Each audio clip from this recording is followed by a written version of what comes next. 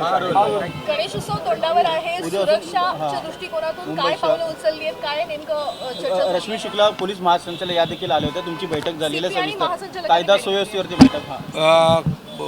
गणेशोत्सव उद्यापासून सुरू होतात. सर्व गणेश भक्तांना मी शुभेच्छा देतो आणि खरं म्हणजे गणेश भक्त आणि गणेश भक्तांचं विघ्नहर्ता कोण आहे?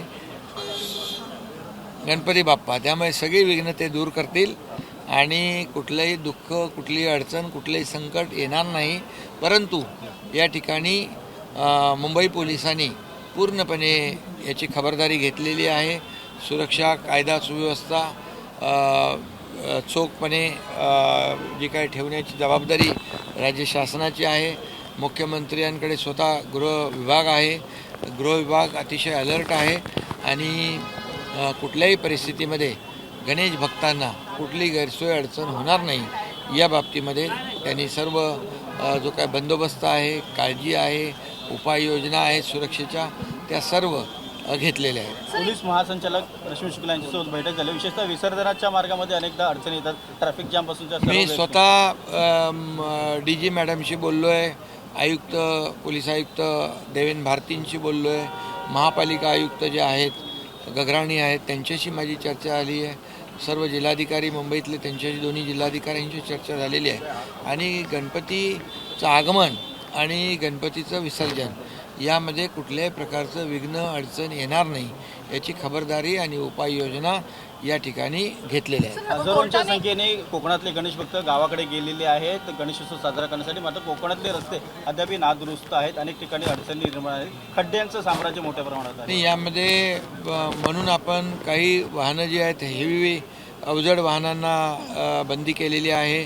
आपल्या गणेश भक्तांना, कोकणवासियांना गैरसोय होऊ नये म्हणून टोल माफी दिलेली आहे आणि ज्या ज्या ठिकाणी रस्ते खराब आहेत त्या त्या ठिकाणी नॅशनल हायवेची PWDच्या यंत्रणा ज्या आहेत काम करत आहेत जेणेकरून गणेश भक्तांची गैरसोय होऊ नये याची पुरेपूर आपण काळजी घेतो आहे आणि नक्की त्यांची गैरसोय होणार नाही. रेल्वेची सेवा आणि STची फ्रिक्वेन्सी हे वाढवलेली आहे.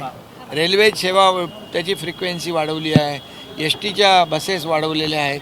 त्यामुळे परत टोल मध्ये सूट दिलेली आहे जेणेकरून गणेश भक्तांची गैरसोय होणार नाही, त्यांचा गणपती बाप्पा चांगला होईल आणि कोकणवासियांना कुठलीही अडचण येणार नाही याची खबरदारी सरकारने घेतली. संवेदनशील विषय ही डेक्कन एज्युकेशन सोसायटी शाळा आहे पुण्याची. केवळ मुलांनी फी दिली नाही म्हणून मुलांचे फोटो त्यांनी एक व्हर्च्युअल मास्क लावून व्हायरल केले. ती मुलं खूप मानसिक. मी त्याची माहिती घेतो पण असं जर केलं असेल, शेवटी विद्यार्थ्यांच्या आरोग्याशी, जीवनाशी कुणालाही खेळण्याचा अधिकार नाही. हे विद्यार्थीच आपलं उद्याचं भवितव्य आहे. त्यामुळे अशा प्रकारचं कृत्य कुणी केलं असेल तर ते चुकीचं आहे, अयोग्य आहे आणि अशा प्रकारच्या कृत्य करणाऱ्याला पाठीशी घातलं जाणार नाही. केवळ फीचा मुद्दा होता सर, केवळ फीचा मुद्दा होता, तरी देखील अशा संदर्भात नाही, फीसाठी अशा प्रकारचं कुठलंही कृत्य कोणी खपून घेणार नाही आणि अशा प्रकारचं कृत्य झालं असेल तर त्याच्यावर कायदेशीर कारवाई होईल. ABP माझा, उघडा डोळे बघा नीट.